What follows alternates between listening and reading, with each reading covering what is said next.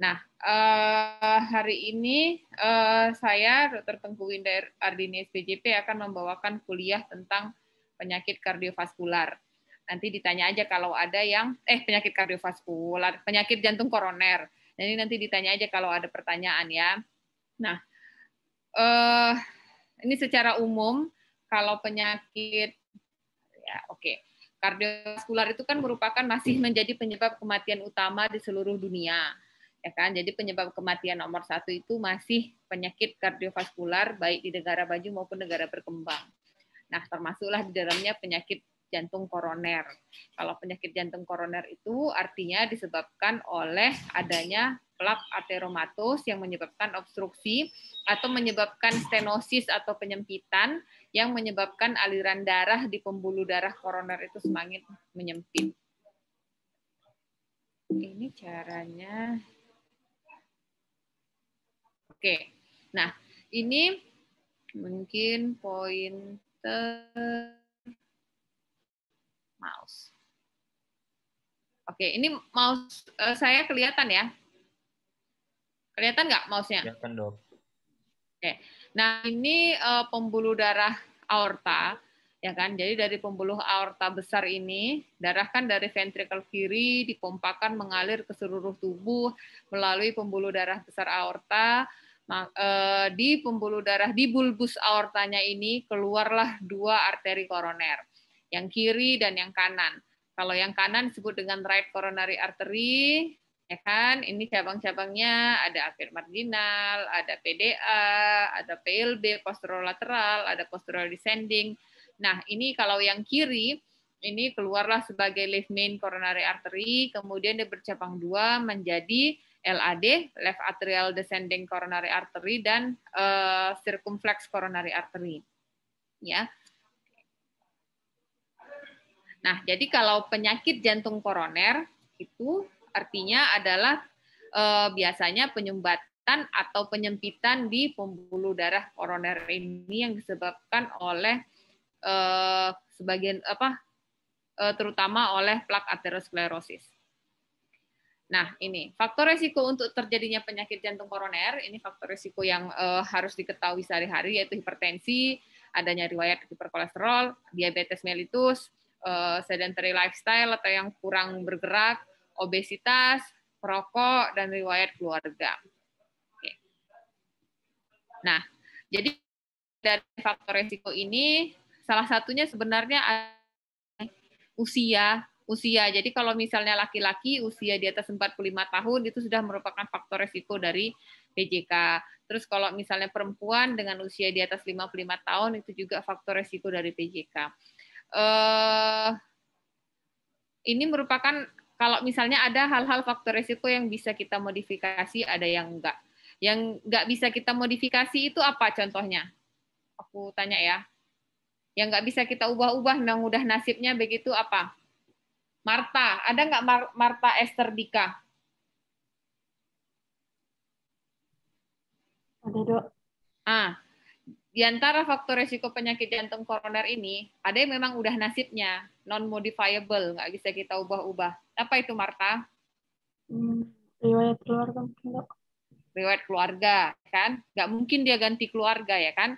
Jadi misalnya dia punya orang tua kandung, bapak atau ibu atau saudara kandung yang mempunyai riwayat penyakit jantung koroner, sudden death atau riwayat serangan jantung di usia muda, maka itu merupakan menjadi riwayat keluarga untuk PJK. Satu lagi, misalnya usia nggak mungkin diberhentikan, terus kemudian jenis kelamin itu kan nggak mungkin diubah. Tapi hal-hal yang faktor risiko PJK yang bisa diubah itu apa aja contohnya? Jeffrey Junaidi Purba, ada nggak? Ada, Dok. Nah, apalah yang bisa dimodifikasi atau misalnya jumpa pasien, Pak, ini bisa diubah nih faktor risiko PJK-nya apa? Apa, Jeffrey? Seperti itu, Dok, yang merokok. Rokok. Kalau merokok Terus, apa? Di stop atau dikurangi, Jeffrey? di stop. Stop. Terus apa lagi? Mungkin yang obesitas itu, Dok, untuk lifestyle-nya harus untuk menurunkan berat badannya. Oke, apa lagi, Jeffrey? Sedentary lifestyle itu. Oke, itu sekaligus sudah lagi Jeffrey. Hipertensi dikontrol, hiperkolesterol dikontrol, diabetes juga minum obat-obatan mengkontrol kadar gula darahnya. Ya, jadi kalau faktor resiko yang bisa dikontrol dan dikendalikan ya dikontrol. Saya rokok ya di stop gitu ya. Oke.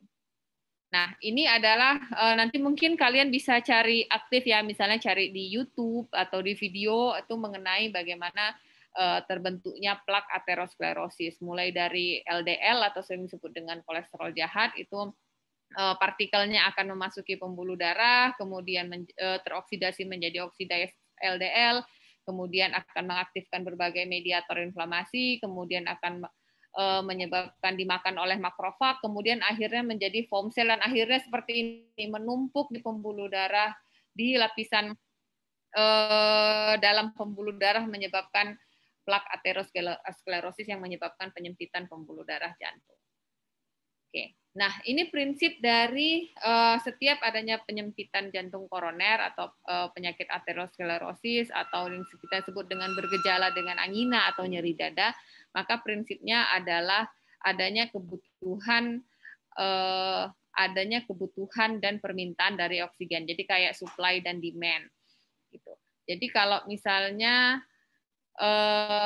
kan pembuluh darah koroner itu mengalirkan darah atau mengalirkan, termasuk di dalamnya adalah kebutuhan oksigen untuk sel otot-otot jantung agar dapat bekerja optimal. Nah, jadi yang penting dari angina, ada nyeri dada, adalah kita harus tahu kalau misalnya ada prinsip yang namanya supply dan demand yang menyebabkan iskemi. Jadi kalau misalnya pada penyakit penyempitan pembuluh darah koroner, otomatis aliran darahnya ke otot-otot jantung itu akan berkurang. Artinya suplainya akan berkurang, coronary blood flow ya kan, itu akan menyebabkan akan terbentuknya yang namanya ini respon tubuh, akan terbentuknya kolateral untuk menyimbangkan supaya menurunkan iskeminya. Nah, ada juga yang namanya selain supply, demand-nya, permintaannya, requirement-nya. Jadi misalnya kalau misalnya otot jantung itu heart rate-nya meningkat, maka permintaan terhadap oksigen juga akan bertambah. Jika otot jantung itu kontraktilitasnya bisa misalnya meningkat, itu maka akan juga menambah permintaan dari oksigennya. Begitu juga dengan wall tension yang ujung-ujungnya itu akan menyebabkan iskemi dari otot jantungnya. Kalau udah terjadi iskemi itu bisa terjadinya pembentukan laktat sebagai metabolisme anaerob, adanya peningkatan ST segmen di EKG, menurunnya kontraktilitas dari otot jantungnya, dan menyebabkan gejala nyeri dada. Oke. Nah, temuan klinis yang bisa kita temukan pada pasien penyakit jantung koroner ini bisa bervariasi, tapi pada umumnya adalah chest discomfort. Jadi rasa tidak nyaman di dada. Jadi bisa macam-macam, bisa seperti ada yang bilang seperti rasa ketimpa benda berat, ada yang bilang seperti ditusuk-tusuk, ada yang bilang seperti tembus ke belakang, ada yang panas gitu. Jadi macam-macam gejalanya yang bisa muncul dirasakan.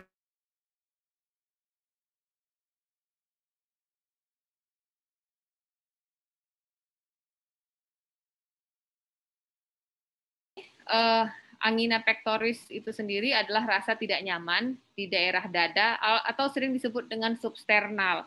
Jadi kalau substernal itu artinya di belakang manubrium sterni, di tengah gitu. Jadi rasanya umumnya seperti itu.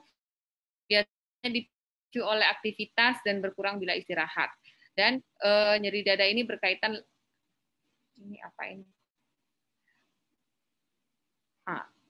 kalau misalnya infak miokard itu kalau nyeri dada yang stabil ya, dia waktu aktivitas, dia sakit dada, tapi kalau misalnya dia berkaitan dengan pada saat istirahat nyeri terus-terusan lebih dari setengah jam, itu biasanya berhubungan dengan infak miokard akut. Jadi kalau misalnya datang pasien sama kalian mengeluhkan nyeri dada, yang harus kalian tanyakan adalah dia dipicu oleh aktivitas atau berkurang nggak dengan istirahat. Jadi itu dia pentingnya. Jadi poin utamanya adalah dipicu oleh aktivitas. Menanyanya bagaimana contohnya salsabila, ada nggak salsabila? Iya dokter. Nah, Salsabila misalnya datang tetanggamu gitu kan, datang, Dokter Salsabila, saya kok seminggu ini rasanya dada saya nggak enak ya. Terus kamu bertanyanya bagaimana untuk mengarahkannya ke, ini angina pectoris atau enggak ya? Gimana nanyanya Salsabila? Apakah kalau ibu sakit, kok cara ibu untuk menguranginya itu dengan beristirahat atau tidak? Terus kalau beristirahat, dia itu ada berkurang atau tidak? Seperti itu mungkin dokter. Ini dipicu oleh aktivitas. Contohnya coba Teresia Siahaan, datang tetanggamu, ya kan? Dokter Teresia, saya kok seminggu ini rasanya dada saya nggak enak.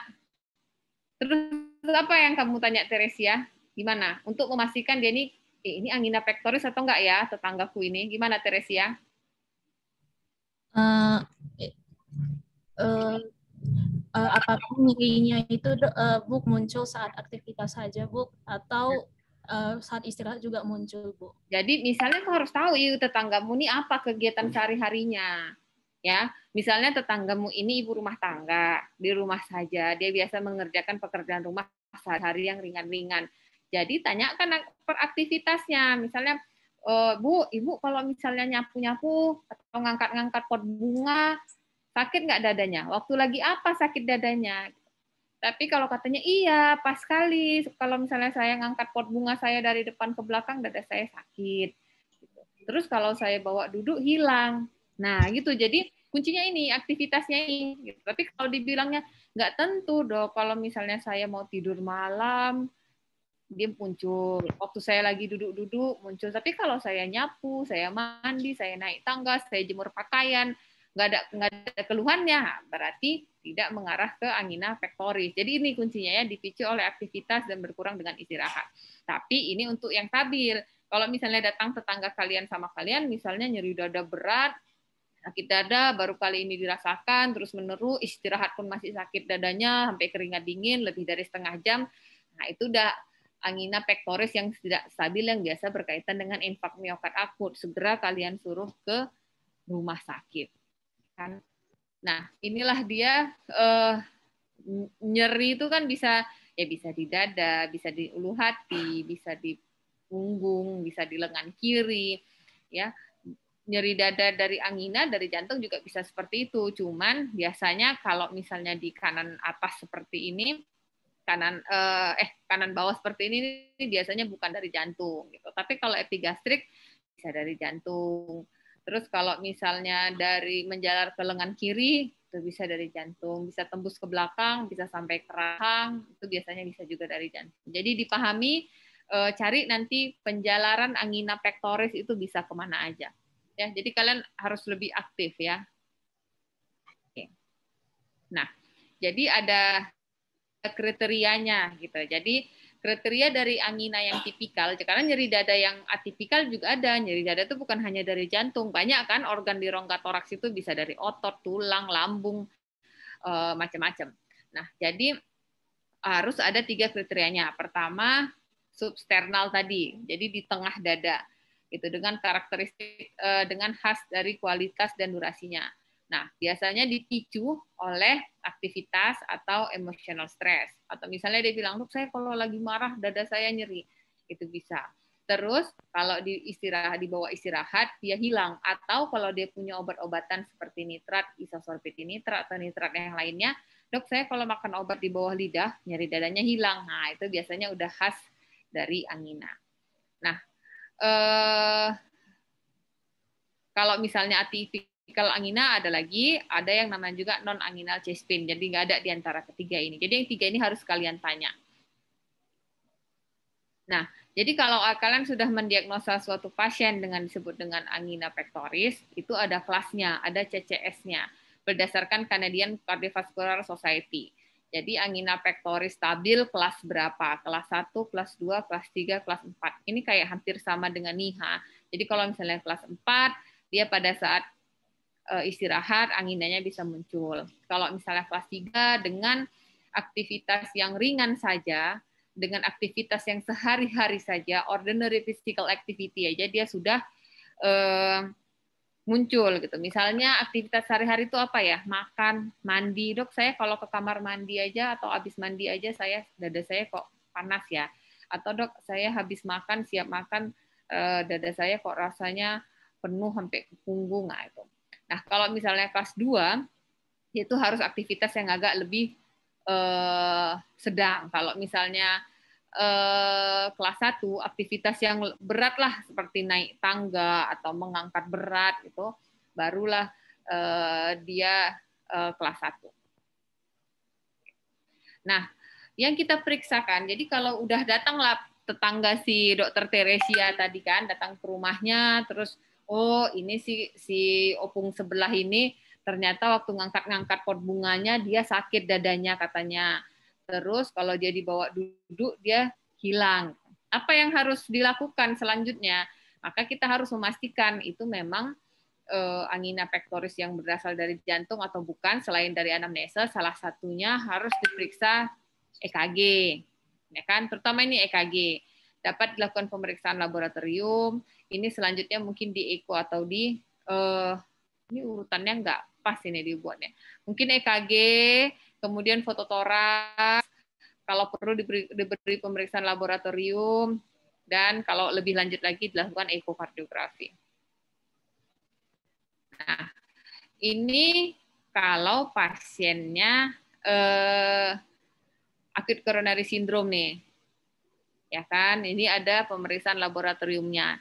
Misalnya kalau misalnya kita curiga ke arah acute coronary syndrome, misalnya si tetangga dokter Teresia tadi datang dengan nyeri dada yang berat, ya kan, keringat dingin, udah lebih dari setengah jam, maka di rumah sakit dibawa itu biasanya untuk memastikan dia ada infak miokard atau enggak, itu diperiksa dengan troponin. Terus darah rutin kayak hemoglobin itu udah biasa dilakukan kalau misalnya nanti di rumah sakit. Nah, perlu juga diperiksa kan kadang-kadang ditemukan peningkatan gula darah, jadi diperiksa kadar gulanya. Terus juga biasa diperiksa fungsi ginjalnya, karena ini mempengaruhi prognosis dan mempengaruhi pilihan kandungan lemaknya, termasuklah di sini LDL, kolesterol jahatnya. Karena yang kayak kita bilang tadi, yang bikin plak aterosklerosis itu biasanya LDL yang teroksidasi, jadi ini harus diperiksa. Terus ini rekomendasinya sedikit kurang, misalnya kalau ada kecurigaan ke tiroid, periksa tiroid gitu ya. Oke. Nah, kalau NT-proBNP tidak, kalau misalnya curiga heart. Nah, EKG ini wajib lah. Bagaimana kita mendiagnosa penyakit jantung koroner? Yang pertama kita lakukan adalah resting EKG. Oke, EKG pada saat istirahat. Nah, nanti dari EKG dapatnya apa? Kalau misalnya dapatnya nanti P-QRS kayak begini itu biasanya normal. Tapi kalau misalnya tanda-tanda ke arah iskemi atau tanda-tanda ke arah penyakit jantung koroner, itu di EKG bisa kita dapatkan yang namanya ST depresi. Ini kan sini nggak ada pula gelombang P. Di sini ada gelombang P, ini Q, ini S, terus ini T. Ya, jadi kalau misalnya dibilang ST segmen, ST elevasi, ST depresi, itu lihatnya mulai dari segmen S sampai segmen T di sini. Jadi kayak gini, ini kan normalnya rata nih dari G-point-nya. Kalau misalnya ada penurunan seperti ini yang bermakna lebih dari setengah kotak kecil, itu lebih dari satu kotak kecil, maka itu disebut dengan ST depresi. Ya kan, baik yang horizontal maupun yang down sloping ini ke bawah ST depresi atau T inversi. Jadi ini kan Q, R, S, ini T. T ini kan normalnya kayak gini. T ini normalnya kayak gini ke atas. Jadi kalau ditemukan kayak T wave inversi kayak gini, terbalik dia ke bawah, ini juga tanda-tanda iskemi. Cuman kalau udah ketemu yang namanya ST elevasi, ini kan ini Q, ini R, ini S, ini T. Nah, ini namanya ST elevasi, itu biasanya arah sudah ke acute coronary syndrome.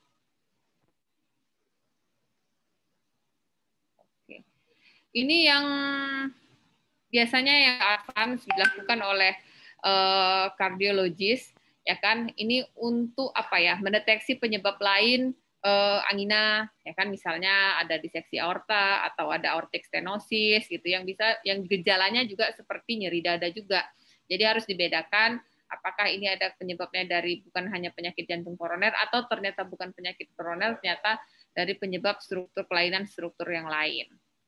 Ya. Oke, ada juga pengukuran dari ekokardiografi ini seperti pengukuran LVIF, ini mengukur pompa jantung untuk kepentingan prognosis pasien. Oke. Nah, ini fototoraks harusnya ini yang pertama daripada ekokardiografi ya. Jadi dari fototoraks ini kita melihat segmen dari jantungnya, menilai kardiotorasik rasionya, apakah ada kardiomegali atau tidak. Gitu.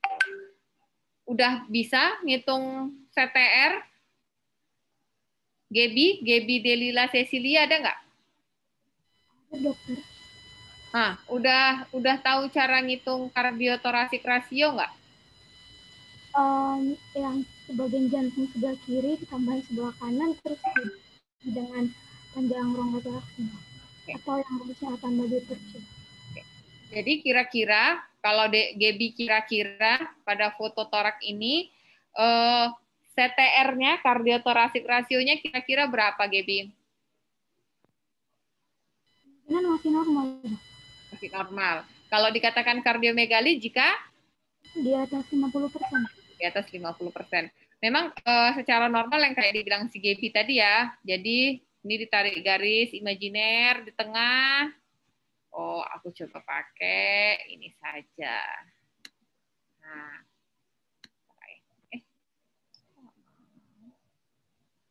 Sebentar.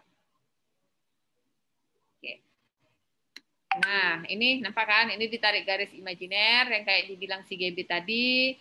Terus ini diukur berapa sentimeter A-nya. Ini diukur berapa sentimeter B-nya. Terus ini rongga toraks keseluruhan. Ini C-nya. Jadi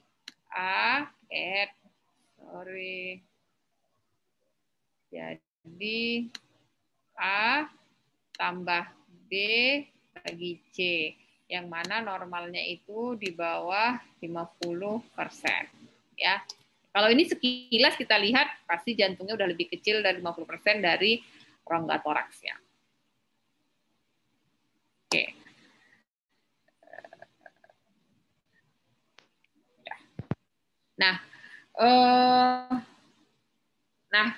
Begitu pasien kita diagnosa dengan PJK, atau kita harus menilai probabilitasnya, terus melakukan pemeriksaan, dan menterapinya juga menstratifikasi risikonya.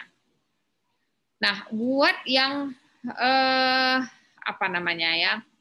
buat yang misalnya yang kayak tetangga Dokter Teresia tadi, misalnya tetangga Dokter Teresia tadi datang ke Dokter Teresia, dia bilang dia nyeri dada, ya kan?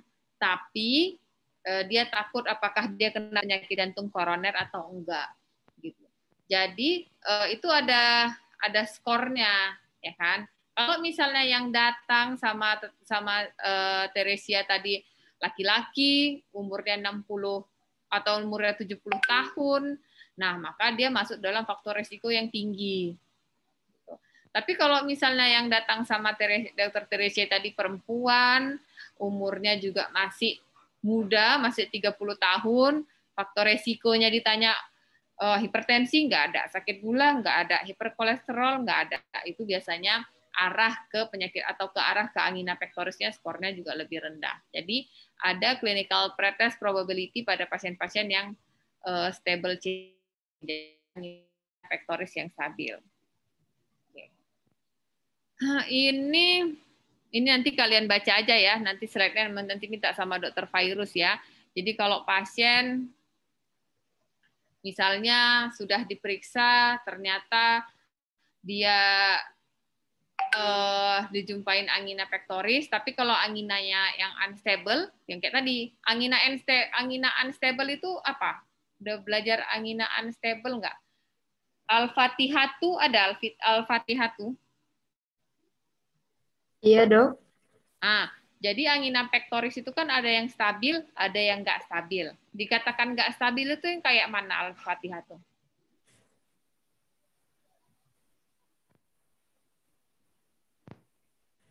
Misalnya tetanggamu tadi datang, tetanggamu datang. Kapanlah kamu bilang, udah Bu, ini kayaknya Ibu angina pectoris. Besok kita periksa ya Bu. Besok kita ke poli, cek darah, cek EKG. Atau kapan kapan kamu bilang, udah sekarang harus ke IGD, sekarang nih nggak boleh ditunggu-tunggu. Kalau yang unstable angina, apalah yang unstable?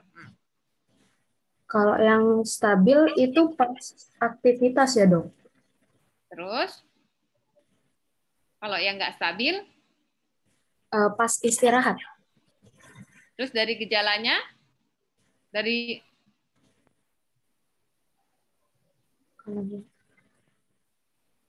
Terus gimana Al-Fatihah tuh? Itu aja? Kalau gejalanya saya kurang tahu sih dok. Kalau durasinya? Durasi nyeri dadanya?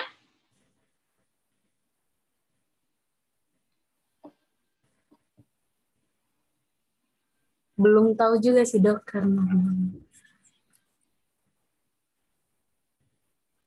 belum tahu. Yang kayak tadi saya bilang, jadi kalau misalnya durasinya lebih dari 30 menit, jadi misalnya tetanggamu datang bilang, iya, angkat pot bunga, dada saya sakit, tapi 5 menit aja hilang kok, saya mau istirahat hilang. Itu yang stabil. Tapi kalau dia bilang sakit sekali, udah setengah jam dari tadi, sampai keringat dingin, itu yang tidak stabil. Jadi kalau yang tidak stabil harus segera dibawa ke rumah sakit, ya kan? Ini dia, udah masuk ke guideline dalam infak miokard. Nah, kalau yang stabil itu tadi diperiksa EKG, diperiksa lab, di foto torak, kalau perlu nanti di ekokardiografi. Ya nanti dibaca aja ini seterusnya. Oke. Ini repot sekali nih.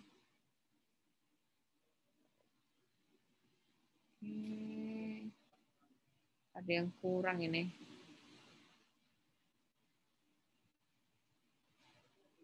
Nah, ini kalau misalnya yang ada dibagi lagi nih, stratifikasi risk-nya. Ada yang low risk, ada yang intermediate risk, ada yang high risk.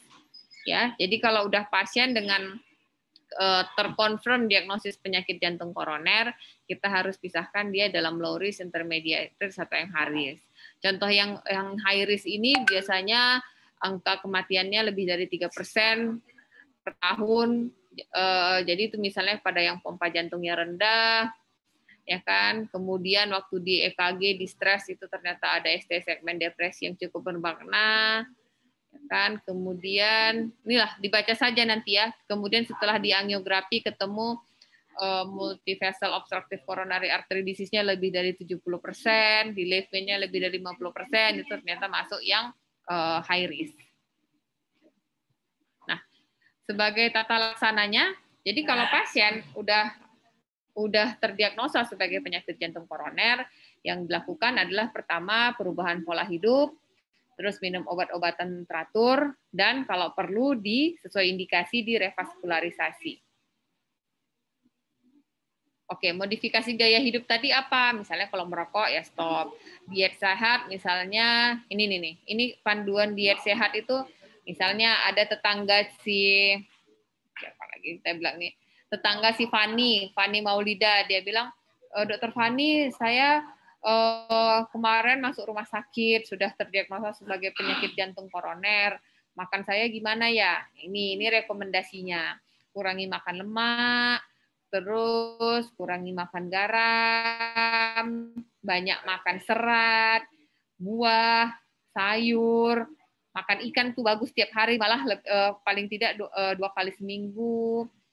Tapi ini nggak usah diikuti ya, ini karena guideline-nya orang Eropa sana kan, karena mereka sudah biasa sehari-hari itu minum alkohol, sehari-harinya minum alkohol, jadi konsumsi alkohol dibatasi. Kalau selama ini nggak minum alkohol ya nggak usah minum alkohol juga, gitu ya kan. Nah, itu dia. Terus kalau misalnya aktivitas fisik, anjurkanlah pasiennya olahraga, jalan pagi, berenang, naik sepeda. Kalau pasiennya obesitas, mintalah untuk diet ataupun berolahraga untuk menurunkan berat badan. Kalau ternyata kolesterolnya tinggi, termasuk yang diet rendah lemak dan makan obat-obat anti kolesterol, jika ada hipertensi dan DM, sebaiknya terkontrol. Oke, nah obat-obatannya, obat-obatannya salah satunya secara umum adalah untuk mengurangi angina. Jadi diberikan anti angina, ya kan? Ini salah satunya adalah nggak ada dibilangnya di sini ya. Oke. Nah, contoh anti anginanya itu apa? Nitrat, gitu ya. Terus kemudian bisa juga ditambahkan dengan beta blocker untuk mengurangi heart rate tadi. Kayak yang kita bicarakan tadi, semakin tinggi heart rate-nya, semakin tinggi pula requirement atau semakin tinggi juga demand-nya. Jadi kalau dengan menurunkan heart rate, menurunkan demand, maka anginanya juga semakin berkurang. Menurunkan heart rate pakai apa? Menurunkan detak jantung pakai apa? Pakai beta blocker atau calcium channel blocker. Ya kan? Ini yang lainnya ada, ini nggak terlalu, misalnya kayak trimetazidin, kelasnya kelas 2. Yang kelas 1 lagi, oke. Nah, ini juga diberikan, ini wajib nih yang kelas 1 nih, aspirin, ini antiplatelet atau pengencer darahnya, ini wajib diberikan 1A. Kemudian jika dia tidak tahan dengan aspirin, misalnya nyeri ulu hati atau ada riwayat perdarahan saluran cerna, maka dapat diberikan clopidogrel. Nah, statin, obat anti kolesterol, ini diberikan kelasnya 1A pada semua pasien dengan coronary artery disease, ya kan, tanpa memandang berapa nilai kolesterolnya sebenarnya. Jadi tujuannya bukan hanya untuk menurunkan kolesterol, tapi dia juga mempunyai efek antiinflamasi terhadap plak aterosklerosis.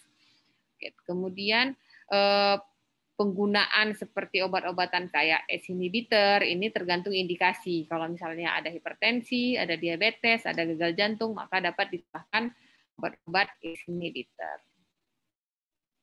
Inilah dia, misalnya nyeri dada diberikan nitrat, tapi hati-hati. Misalnya lah datang ke rumah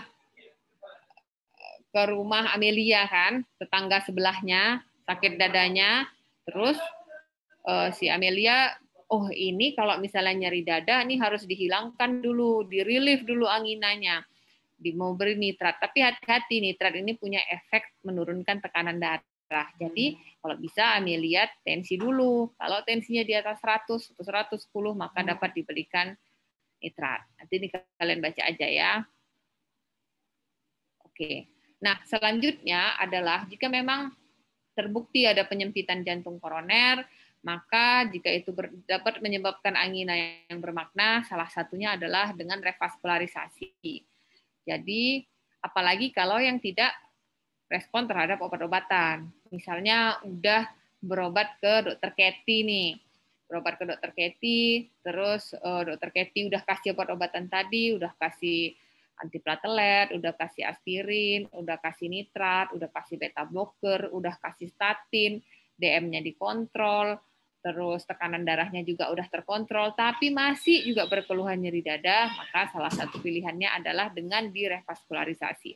Jadi ini pembuluh darah yang sempit ini akan dilakukan pemasangan atau insersi dari balon dan stent, ya kan, kemudian balonnya dikeluarkan sehingga stennya tinggal di dalam sehingga aliran darahnya lancar kembali. Oke, dikatakan perkutaneus, jadi tindakan ini tidak memerlukan pembelahan dinding dada, jadi melalui seperti pemasangan infus gitulah. Nah, namun jika ternyata penyempitan yang ditemui ternyata banyak, lebih dari satu atau ternyata cukup kompleks, maka tidak dapat dilakukan pemasangan stent atau tidak dapat dilakukan PCI. Pilihannya adalah coronary artery bypass. Ya, jadi diambil pembuluh darah lain, contohnya di kaki, dipindahkan dari aorta ke pembuluh darah koroner. Nah, inilah indikasinya. Nanti kalian baca ya, indikasi kapan dilakukan revaskularisasi pada pasien angina pectoris. Contohnya misalnya penyempitan di left main lebih dari 50%. Kalau penyempitan yang di bawah ini belum tentu indikasi dipasang stent. Oke. Nah, ini rekomendasi untuk jadi bingung ini di PCI atau di operasi bypass, ini ada rekomendasinya. Misalnya contohnya jika ditemukan atau 2, ini yang kelas 2, misalnya gini, ditemukan penyempitan di proksimal LAD, maka rekomendasinya adalah sebaiknya di bypass. Gitu. Jadi ada sintaks skor juga untuk menilai kapan ini dipasang cincin, kapan ini dioperasi bypass. Oke, terima kasih. Ada pertanyaan? Komtingnya siapa ya komtingnya? Kasihan dokter. Saya dok. Oke. Siapa namanya? Hasian dok. Oh, Hasian yang kemarin juga kuliah ya, yang sama kita ya, Hasian. Ya, oh ya, ini kelas yang sama. Oke, ada pertanyaan? Izin bertanya dokter. Ya. Nama saya Tasya dok, izin bertanya. Kalau kan katanya ini ada ketika terjadi jantung koroner atau bahkan sudah sampai myocardial infarction, itu ada penjelasan rasa sakitnya bisa sampai ke daerah tangan ya dok, ataupun bahu. Nah, sedangkan dari dermatom tadi saya lihat kalau bahu itu sudah beda warna sama tangan sendiri.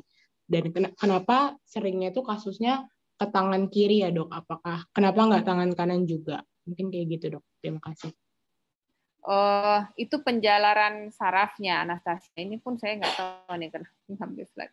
Ini dia bilang, nih di arms kan, arms tangan kiri, kalau kamu lihat ini masih myocardial ischemic pain. Gitu. Jadi kalau yang area epigastrik, ini termasuk myocardial ischemic pain, bisa ke sini. Kalau yang tangan kiri, juga myocardial ischemic pain. Bahu juga myocardial ischemic pain. Cuman yang kurang ini di rahang. Nih di sini juga ada satu lagi nih, mungkin retrosternal. Retrosternal ini punggung ya kan. Ini juga myocardial ischemic pain. Tapi yang paling sering juga ada ke rahang. Gitu. Kenapa begitu? Penjalaran sarafnya itu memang arahnya ke arah sana aja. Ya, jadi penjalanan saraf nyerinya ke arah sana. Gitu. Tidak ke tangan kanan atau tidak ke area apa nih? Perut kanan atas gitu, biasanya karena area penjalaran sarafnya tidak ke arah sana. Gitu dia, Anastasia. Baik, terima kasih dokter. Ada pertanyaan lain?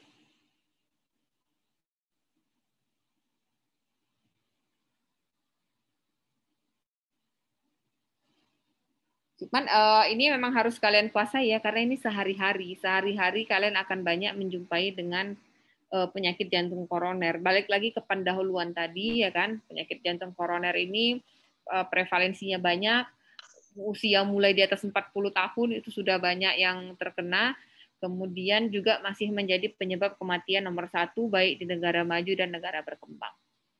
Oke, kalau tidak ada pertanyaan kita tutup.